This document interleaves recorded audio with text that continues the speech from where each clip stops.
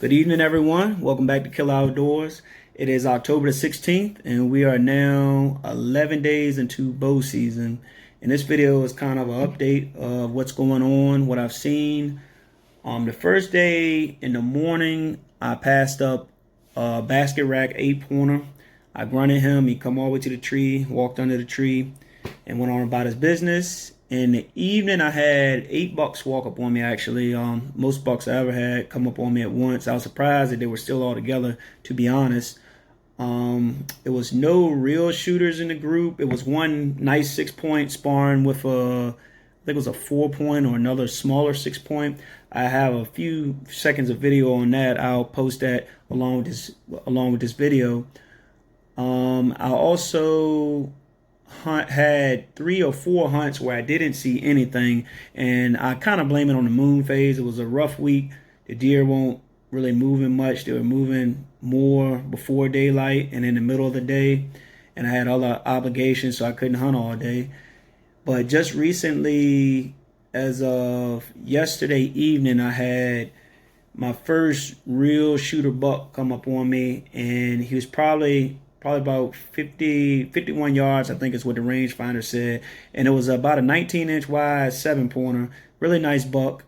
And I had no shot on him. I grunted to him. He wasn't quite ready yet. He walked up the hill actually to another one of my stands and freshened up his scrape, and he kept on going down the swamp. And then right before dark, I had a really good buck come in. He was an 8-pointer, probably 22, 23 inches wide. Biggest buck that I actually have on camera at that property, if it's the buck that I think it is. And he walked the exact same path. I grunted at him. He wasn't ready. He didn't make no rubs or nothing. He just kind of looked over and was like, okay, and made his way up to the scrape just like that other buck.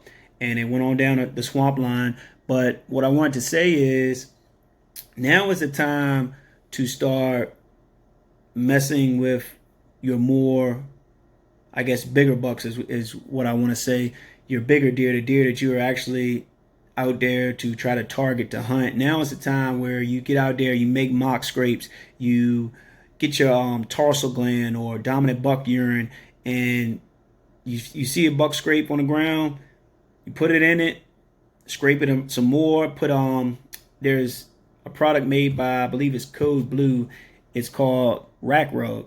And I take that and I put it on the limbs and I put it down in a scrape. And what you're doing is you're trying to educate the buck to where he thinks that it's another buck in his area. And what that's going to do, a lot of these bucks where we all know you get trail cam pictures of these nice bucks in the daytime right before the season, and as soon as the season gets in, it's like they disappear. And if you get any pictures of them, it seems to be at nighttime or like right before shooting light or right after shooting light. Well, what they'll do is kind of condition these bucks to start checking their scrapes more in the daytime. If they know that another buck is in their area, they're going to travel that area more often, trying to establish their dominance, trying to get that buck out of the area. I say it like this when I explain to people.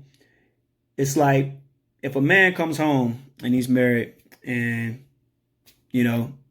he has a house full of kids. He comes home from work and he walks to the door, and all of a sudden he smells a man's perfume, cologne. And he's like, okay, that's weird, because he knows only his wife and his kids live there. He asks his wife, baby, what's going on? I smell another man in here. He said, oh, I don't know. So he's like, okay. He might ignore it first day. Couple days go by, he comes back in there, smells the cologne again. It's stronger this time. Then he's like, okay, something's up. Like, who's been in my house? Who's been around here? And I checks with his does. Hey, you see anybody?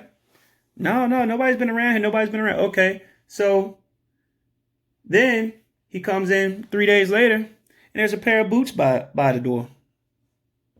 And he goes, okay. Now, as a man, you're pissed off. Another man's boots in your house. So what do? You go around your house searching, seeing if you can find anything else. You're pissed off.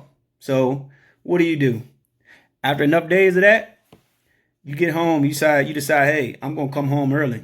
I'm going to catch this guy. I know somebody cheating on me, right? So you get home early. You walk in the house, you look around.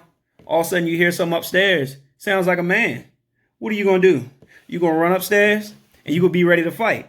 Now, it's the same concept that I use that goes in with trying to fool a big buck.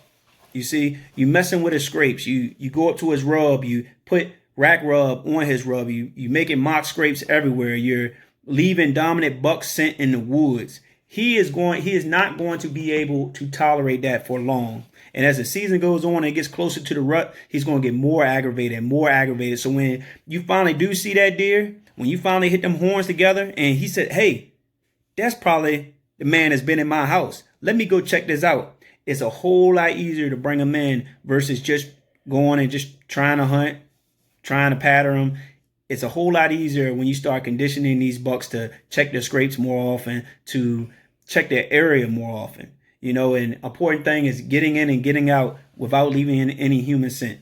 That's the most important thing. When you're making these mock scrapes, wear gloves, do whatever you have to do to minimize your human scent.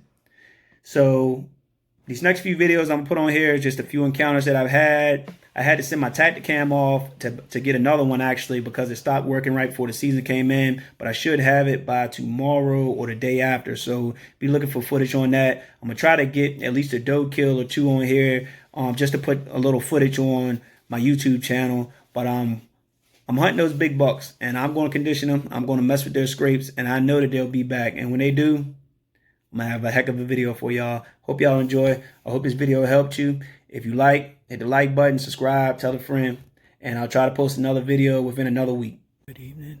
It's October the 10th at 4:37. Just got settled in the stand. Got my buddy on the other hillside from me about 80 yards. We're hunting this creek bottom. In between these hills, you got a swamp to our right. You got an old field up on the hill to my left. There's nothing in the field, just tall grass. And we're gonna see what happens. It's a